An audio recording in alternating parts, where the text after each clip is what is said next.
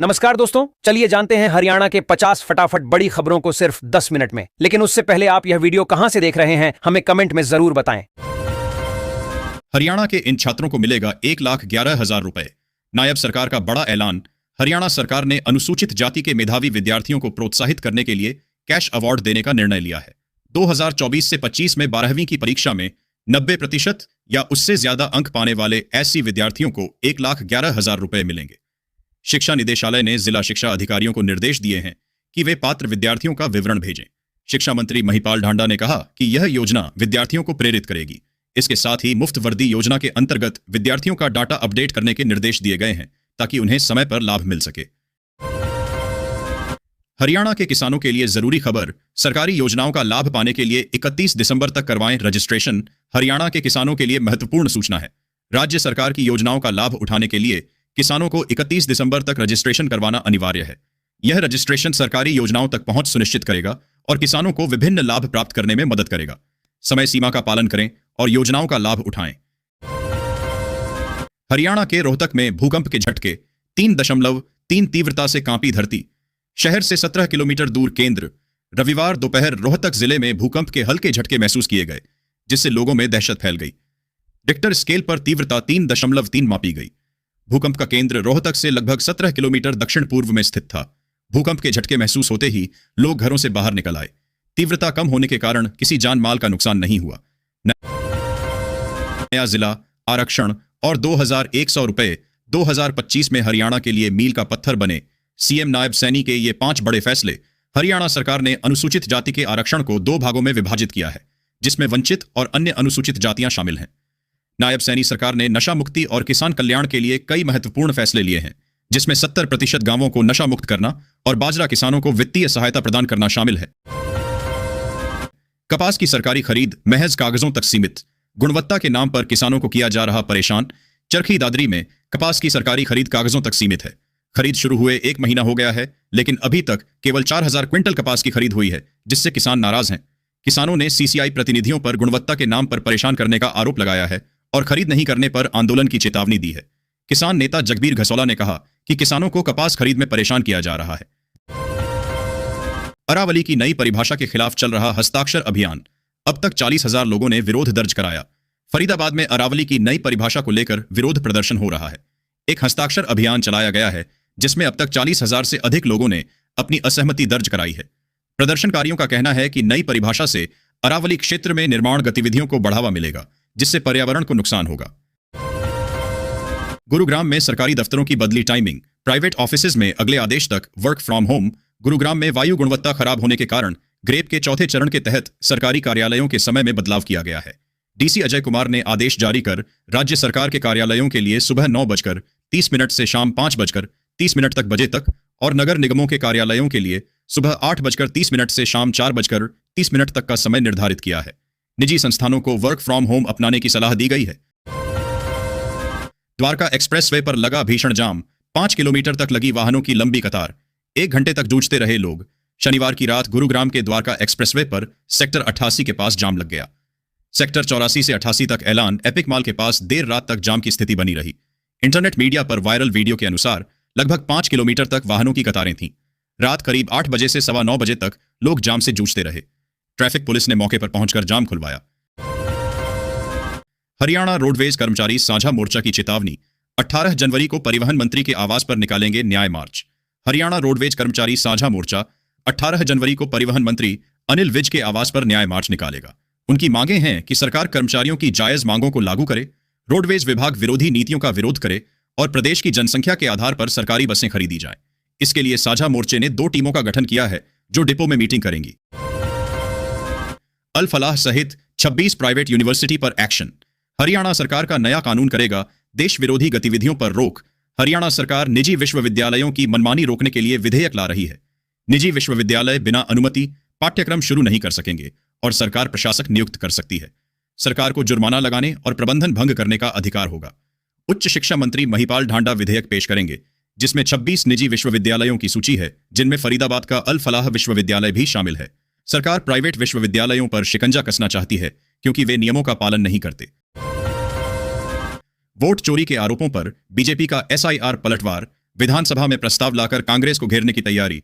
हरियाणा में भाजपा सरकार विधानसभा में SIR शुरू करने का प्रस्ताव लाने की तैयारी में है। यह कदम कांग्रेस के वोट चोरी के आरोपों के बाद उठाया जा रहा है। सरकार का लक्ष्य है कि इस प्रस्ताव पर विपक्षी दलों की सहमति प्राप्त की जाए। विधानसभा के शीतकालीन सत्र के अंतिम दिन यह प्रस्ताव पेश किया जा सकता है। सरकार एक्सटेंशन ऑफ गेस्ट लेक्चरर को 58 साल की उम्र तक नहीं हटाएगी। हरियाणा दौरे पर आएंगे अमित शाह, वीर साहिबजादों को करेंगे नमन। पूर्व PM वाजपेयी की प्रतिमा का होगा अनावरण। केंद्रीय गृह मंत्री अमित शाह 24 दिसंबर को पंचकूला में मुख्यमंत्री नायब सिंह सैनी के साथ कई कार्यक्रमों में भाग लेंगे।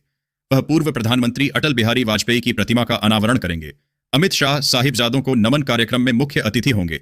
प्रदर्शनी का उद्घाटन करेंगे, पुलिस परेड की सलामी लेंगे, रक्तदान शिविर का उद्घाटन करेंगे और सहकारी सम्मेलन में भाग लेंगे। पंचकूला देश का चौथा सबसे प्रदूषित शहर। बढ़ते प्रदूषण ने बढ़ाई चिंता, घुटने लगा दम। पंचकूला में एयर क्वालिटी इंडेक्स AQI लगातार बढ़ रहा है, जिससे शहर देश का चौथा सबसे प्रदूषित शहर बन गया है। AQI 339 तक पहुंचने के बाद पाइन एल्यूशन कंट्रोल बोर्ड सतर्क हो गया है। नगर निगम को पानी का छिड़काव करने के निर्देश दिए जाएंगे। विशेषज्ञों ने बच्चों और बुजुर्गों को विशेष ध्यान रखने की सलाह दी है और प्रशासन से ठोस कदम उठाने की उम्मीद जताई जा रही है। हमारे प्राकृतिक सुरक्षा कवच को बर्बाद नहीं होने देंगे। अरावली विवाद पर फूटा भूपेंद्र हुड्डा का गुस्सा। बताया भविष्य पर वार। भूपेंद्र हुड्डा ने अरावली पर हो रहे प्रहार को लेकर चिंता जताई और इसे बच्चों के भविष्य पर वार बताया। उन्होंने कहा कि अरावली पर्वत हमारी जीवन रेखा है और इसे विकास के नाम पर खत्म करने की साजिश हो रही है। उन्होंने 100 मीटर से ऊंचे पहाड़ों को ही अरावली मानने के नए नियम को खनन माफियाओं को फायदा पहुंचाने वाला बताया। अरावली में इंडस्ट्रियल वेस्ट से आग लगने की घटनाओं पर भी उन्होंने चिंता व्यक्त की। स्वदेशी महोत्सव 2025। CM सैनी ने पंचकूला में किया उद्घाटन। भारतीय संस्कृति और उत्पादों को सराहा। हरियाणा के मुख्यमंत्री नायब सिंह सैनी ने पंचकूला में स्वदेशी महोत्सव 2025 का उद्घाटन किया। उन्होंने ग्रामीण संस्कृति, लोक परंपराओं और स्वदेशी जीवन शैली की सराहना की। मुख्यमंत्री ने स्वदेशी उत्पादों, हस्तशिल्प और पारंपरिक कलाओं को बढ़ावा देने के प्रयासों की प्रशंसा की।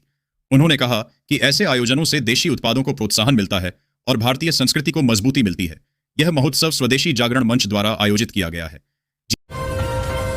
जीरामजी बिल के खिलाफ फूटा कांग्रेस का गुस्सा। कहा, महापुरुषों का नाम बदलना बीजेपी RSS की मानसिकता। भिवानी में कांग्रेस ने मनरेगा का नाम बदलने के खिलाफ प्रदर्शन किया। कांग्रेस के शहरी जिला अध्यक्ष प्रदीप गुलिया जोगी के नेतृत्व में कार्यकर्ताओं ने सरकार के खिलाफ नारेबाजी की और पुतला दहन किया। उन्होंने आरोप लगाया कि सरकार मनरेगा जैसे जन कल्याणकारी कानून का गला घोंटना चाहती है। उन्होंने कहा कि योजना का नाम बदलना भाजपा और RSS की मानसिकता को दर्शाता है। कांग्रेस ने चेतावनी दी कि यदि विधेयक वापस नहीं लिया गया तो आंदोलन होगा। बहादुरगढ़ में एक और फैक्ट्री में लगी आग। 3 दिनों में 7 फैक्ट्रियों में आग लगने से करोड़ों का नुकसान हुआ है और सैकड़ों कामगार बेरोजगार हो गए हैं। आग लगने का कारण अभी तक स्पष्ट नहीं है। दमकल विभाग लगातार आग बुझाने में जुटा हुआ है। फरीदाबाद में 31 जनवरी से 15 फरवरी तक लगेगा सूरजकुंड मेला। चख सकेंगे पूर्वोत्तर राज्यों के व्यंजनों का स्वाद। हरियाणा के फरीदाबाद में 31 जनवरी से 15 फरवरी तक सूरजकुंड मेला लगेगा। इस मेले में पूर्वोत्तर राज्यों के व्यंजनों का स्वाद लेने का अवसर मिलेगा। सूरजकुंड मेला एक लोकप्रिय सांस्कृतिक कार्यक्रम है जो हर साल आयोजित किया जाता है और इसमें विभिन्न राज्यों की संस्कृति और भोजन का प्रदर्शन किया जाता है। यह मेला पर्यटकों के लिए एक प्रमुख आकर्षण है। फरीदाबाद में दोबारा शुरू होगा राजा नाहर सिंह स्टेडियम का काम। 108 करोड़ से बनेगी दर्शक दीर्घा। मिलेंगी ये सुविधाएं। फरीदाबाद में राजा नाहर सिंह स्टेडियम का काम फिर से शुरू होगा। 108 करोड़ रुपए की लागत से दर्शक दीर्घा बनाई जाएगी और कई नई सुविधाएं उपलब्ध कराई जाएंगी। स्टेडियम के नवीनीकरण से खेल प्रेमियों को बेहतर अनुभव मिलेगा और खिलाड़ियों को आधुनिक प्रशिक्षण सुविधाएं मिलेंगी। यह परियोजना फरीदाबाद में खेल के विकास को बढ़ावा देगी। खतरे में अरावली की हरियाली और जैव विविधता। जंगलों में इंडस्ट्रियल वेस्ट का हो रहा अवैध कारोबार।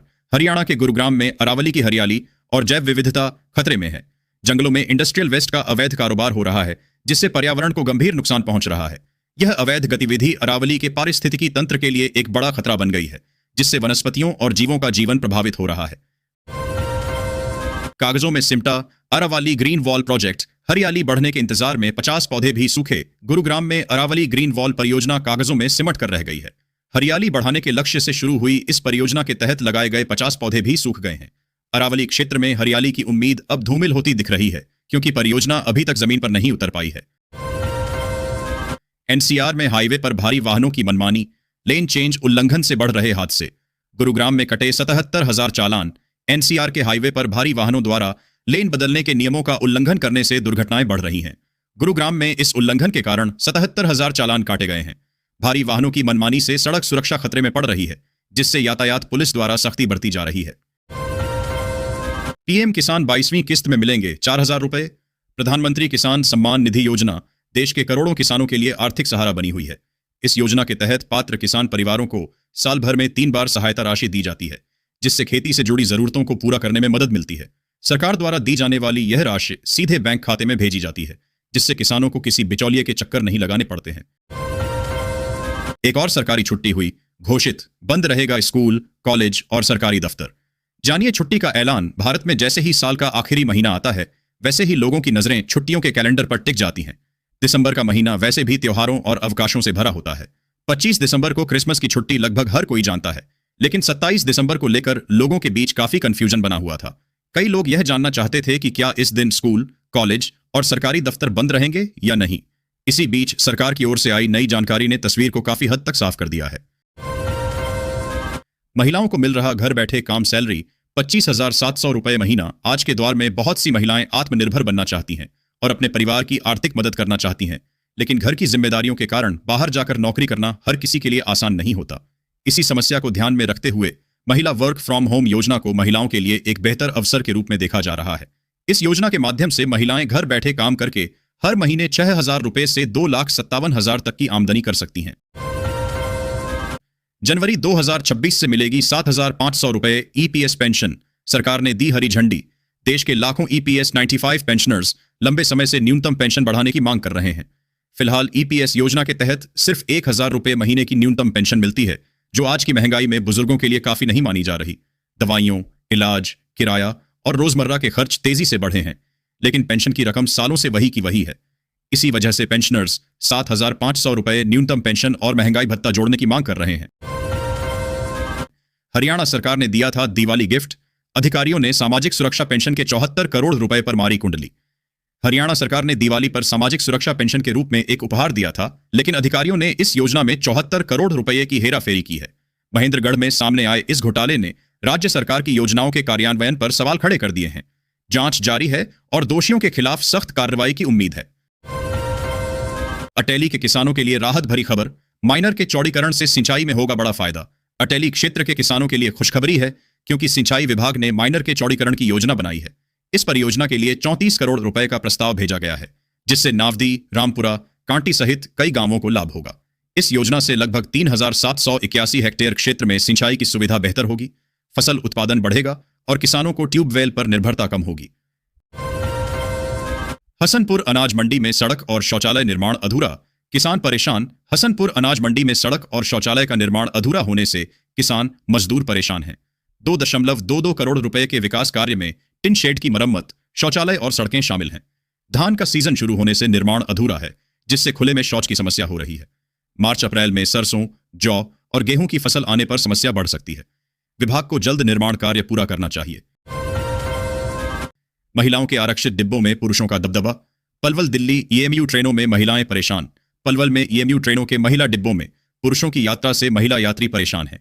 मथुरा, पलवल, फरीदाबाद और दिल्ली के बीच चलने वाली लोकल ट्रेनों में यह समस्या आम है। महिला यात्रियों ने सुरक्षा की कमी महसूस की है और रेलवे से महिला पुलिस अधिकारियों की तैनाती और सीसीटीवी कैमरे लगाने की मांग की है। पिछले 6 महीनों में 50 पुरुषों पर जुर्माना लगाया गया है, लेकिन समस्या का समाधान नहीं हुआ है। मंत्री विपुल गोयल के आदेश दरकिनार। 20 दिन बाद भी क्रेता विक्रेताओं पर दर्ज नहीं हुई एफआईआर। हरियाणा के रेवाड़ी में मंत्री विपुल गोयल के आदेशों को दरकिनार कर दिया गया है।